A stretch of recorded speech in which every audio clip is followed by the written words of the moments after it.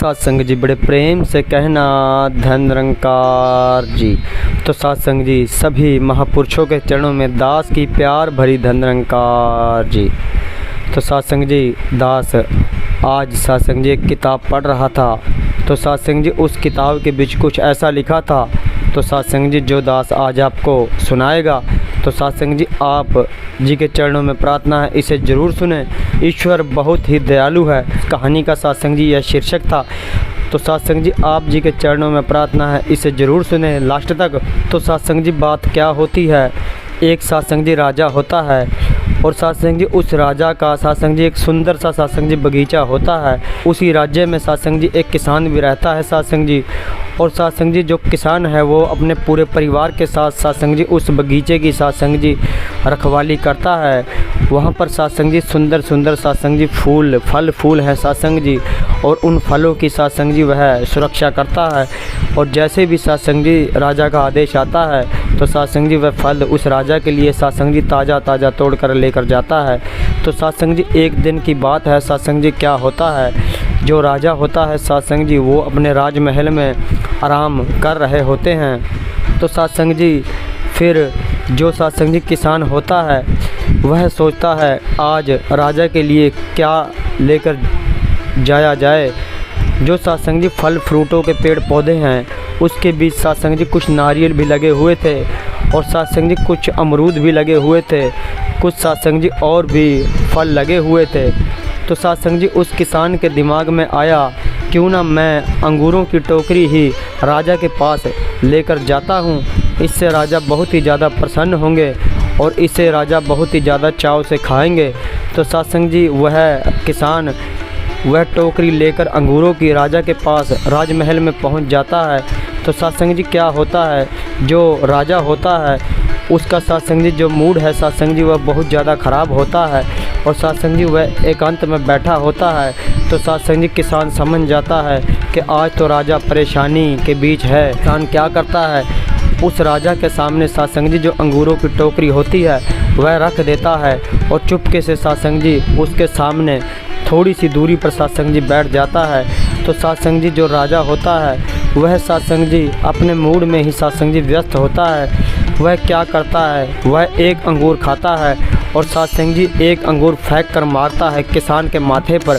तो सत्संग जी फिर किसान कहता है ईश्वर बड़ा ही दयालु है। तो सत्संग जी फिर राजा एक अंगूर खाता है, फिर किसान के माथे पर मारता है। फिर सत्संग जी एक ही किसान की आवाज़ आती है।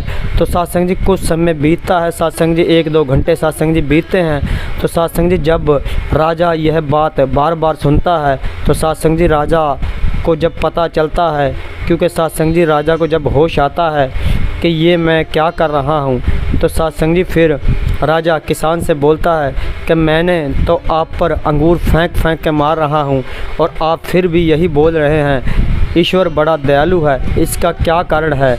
तो सत्संग जी वह किसान कहता है कि राजा जी आज मैं जब बगीचे में गया हुआ था तो मेरे मन के बीच यह प्रभु परमात्मा ने ख्याल बना दिया कि आज क्यों ना अंगूर ही लेकर आपके पास जाया जाए।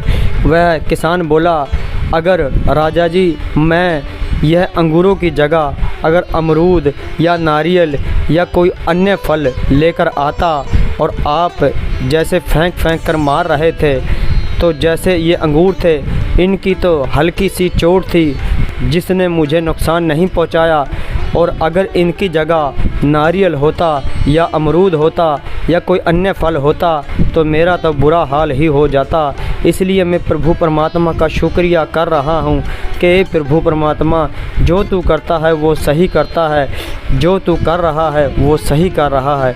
तो सत्संग जी इस कहानी का सत्संग जी शीर्षक क्या है, सत्संग जी इस कहानी का सत्संग जी हमें क्या सार मिलता है। तो सत्संग जी इस कहानी से हमें बस यही शिक्षा मिलती है कि सत्संग जी जो प्रभु परमात्मा हमारे लिए कर रहा है वह ठीक है, और सत्संग जी जब हम अपनी मनमानी करते जाते हैं सत्संग जी तो सत्संग जी बात नहीं बनती। और सत्संग जी जो सतगुर हमें देता है सत्संग जी वो सत्संग जी हमारे लिए सुखदाई होता है सत्संग जी।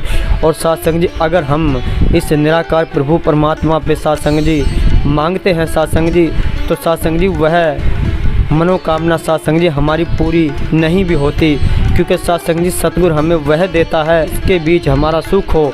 सतगुरु हमें सत्संग जी वह वस्तु देता है। अगर सत्संग जी हम सतगुरु पे सत्संग जी अपनी मर्जी से कोई चीज़ मांगेंगे और वह नहीं मिलेगी तो सत्संग जी हम सतगुरु से गुस्सा हो बैठेंगे, इस निराकार प्रभु को कोसेंगे। तो सत्संग जी हमें ऐसा कुछ भी नहीं करना है।